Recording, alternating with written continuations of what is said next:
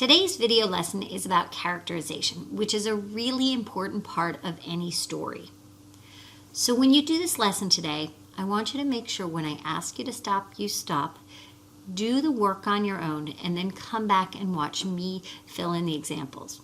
It's really important that you do it on your own so I know that you're thinking through and then checking your work. If you just type as I type, you're not going to learn anything. So be your best student today and let's go. So hopefully you've filled in the top. Who's your favorite character from a book, a TV show, or a movie? I love Harry Potter. I love Harry Potter because he goes through so much adventure. He winds up in the middle of this situation with Voldemort at Hogwarts with all his friends, and he never wanted that, but he gets thrown into it, and he just lives such an exciting life, and he struggles. He has to work really hard to become, to fix the problems, and he's always got something great going on in his life. So Harry Potter is one of my favorite characters. I look forward to reading who yours are.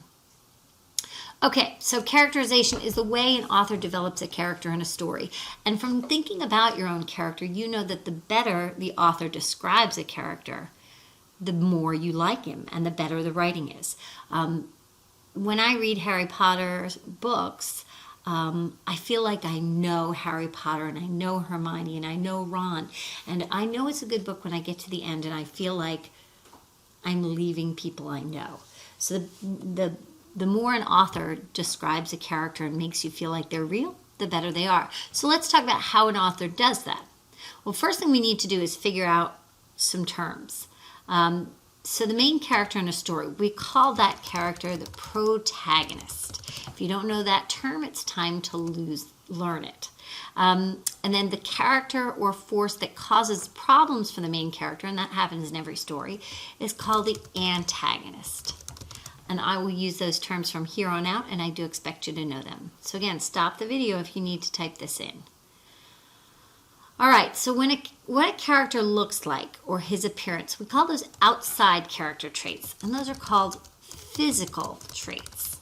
It's what you can see about the character. But the more important traits to a character are how he acts, his inside traits, and we call those personality traits. And that's what we're going to focus on more today.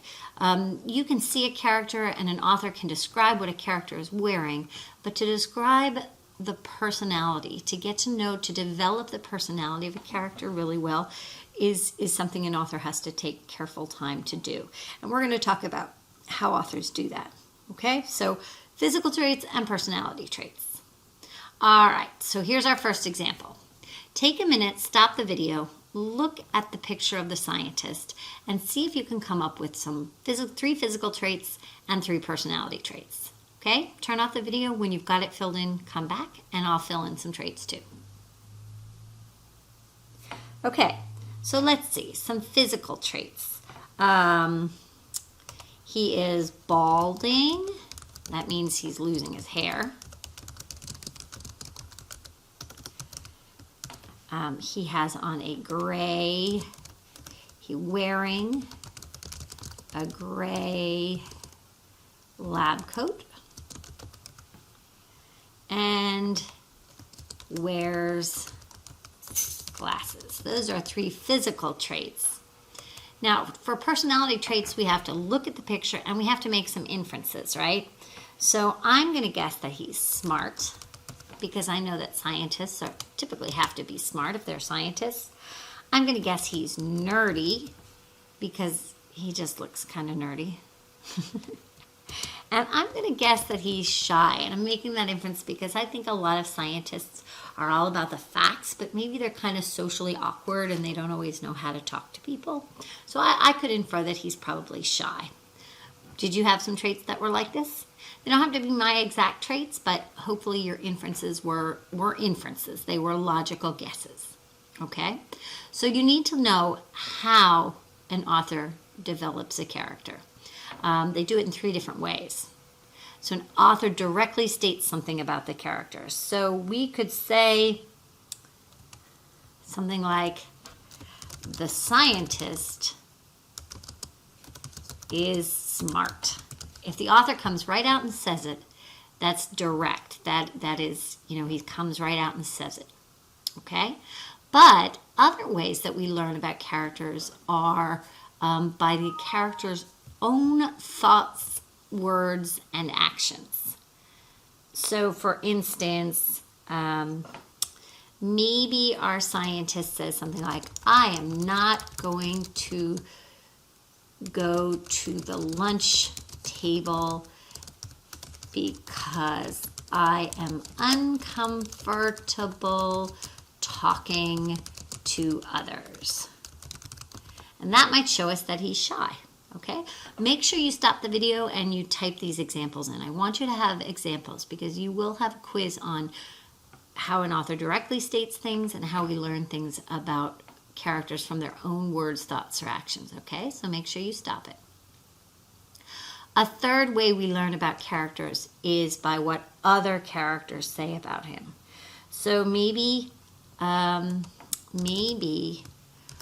the other scientists whispered that this man or this scientist is really nerdy. He only talks about his experiments. So we learn about the scientists from other people. Okay? So that's a third way we learn about characters. All right, so now it's time to practice that. Again, we learn about it when the author directly states something. We learn it from the character's own thoughts, feelings, or actions. And we learn it by what other characters say about them and say to them, right? So I'm going to read you a little story. It's about our scientist. I'm going to tell you his name is Dr. Frank. And we're going to now learn a little bit more about Dr. Frank, okay? So, wearing a white coat and safety goggles, Dr. Frank entered the lab to finish his experiment. As he walked into the lab, a mouse scurried across its cage. Ah! He yelled when he saw the mouse. He thought, I hate rodents. I wish I didn't have to share a lab with Dr. Stein and her smelly, scary mice. Finally, he picked up a test tube and started mixing chemicals, but dropped it because he was so clumsy. Just then, Dr. Stein entered the lab. She greeted Dr. Frank and then began running tests on her fish and mice. While both scientists were hard at work, Dr. Stein glanced over at Dr. Frank. He sure is smart, she thought. How could she get him to realize how handsome he looked in his lab goggles? How could she get him to notice her? She finally sighed and went back to work. Okay, so we're going to use this passage to see what we have learned about Dr. Frank. I want you to try and come up with 3 character traits, or 4 character traits, or 5 or 6 character traits. We're going to come up with some character traits of Dr. Frank, and we're going to figure out if we learned them A, from the author, that would be direct, C, from the character himself, that would be Dr. Frank, or C, from another character, which would be Dr. Stein. Now remember, we're focusing on Dr. Frank here. We're not going to care too much about Dr. Stein. So I want you to stop this video right now, and I want you to see how many physical or personality traits we can come up with, and then we'll fill it in.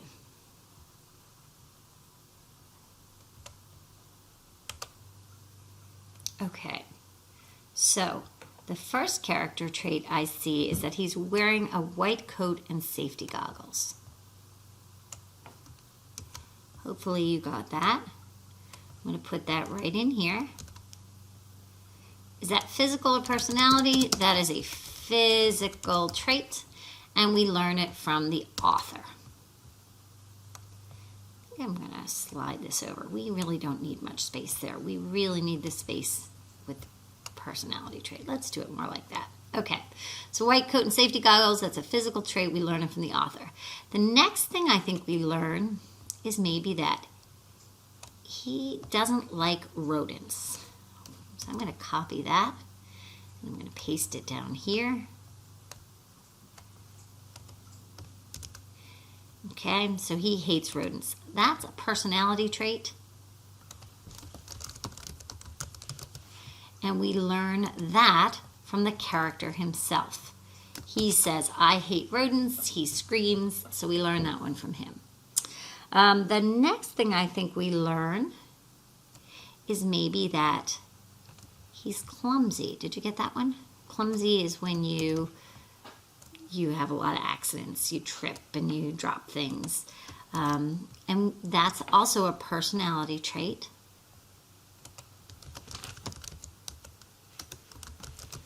But we learn that from the author, okay? Because the author comes out and says he is clumsy.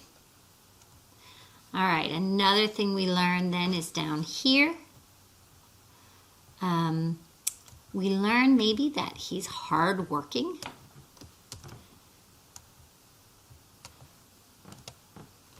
Actually, I think I'm just going to put hardworking. And that's a personality trait. And we learn that from the author. And then we learn that he is smart. And we learn that he is handsome. Smart and handsome. And we learn those are both personality traits.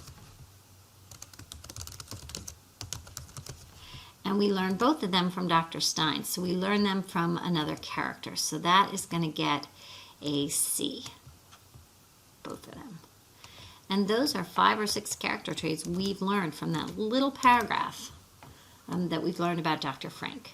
How did you do? Did you get most of them? Good. Okay, so our next one. So physical traits, personality traits, and the 3 ways that we learn them again. We learn them from the author stating them directly. We learn them by the character's own thoughts, feelings, or actions. And we learn them from what other characters tell them. We're going to watch, it's now time to watch this little video. You can turn off my video, and I want you to finish this on your own. You're going to watch a video about indirect characterization, which is learning about a character from what they say and what others say about them. And you're going to watch it. It's kind of a follow-up to this, and then you're going to fill in the bottom. You'll have to read your directions yourself. You're going to give the examples from the video for each type of indirect characterization and explain what each shows about the character. And I've given an example. I am going to take a look at that. And then after you finish that, you're going to raise your hand, have me check it, and then I'll let you go on and do the practice. All right, I hope you learned a little bit about characterization.